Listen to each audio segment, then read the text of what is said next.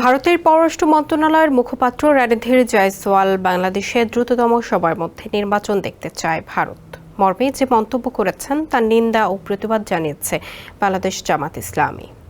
এক বিবৃতিতে নিন্দা জানায় দলটি। বিবৃতিতে দলের ভারপ্রাপ্ত সেক্রেটারি জেনারেল মাওলানা এটিএম মাসুম বলেন, গত 29 মে ভারতের পররাষ্ট্র মন্ত্রণালয়ের মুখপাত্র রণধীর জয়সওয়াল সাপ্তাহিক সংবাদ সম্মেলনে বাংলাদেশে দ্রুততম সময়ের মধ্যে নির্বাচন দেখতে চায় ভারত মর্মে যে কূটনৈতিক শিষ্টাচার বহির্ভূত মন্তব্য করেছেন, আমরা তার নিন্দা ও প্রতিবাদ জানাচ্ছি।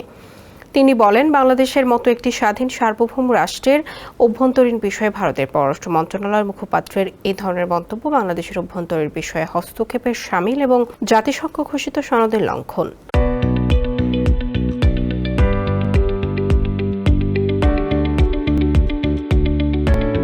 বাংলাদেশের জাতীয় নির্বাচন কখন অনুষ্ঠিত হবে তা বাংলাদেশের সরকার ও জনগণই ঠিক করবে। তিনি আরও বলেন, ভবিষ্যতে বাংলাদেশের অভ্যন্তরীণ বিষয়ে মন্তব্য করার ক্ষেত্রে জাতিসংঘ সনদ মেনে চলার জন্য আমরা ভারত সরকারের প্রতি আহ্বান জানাচ্ছি।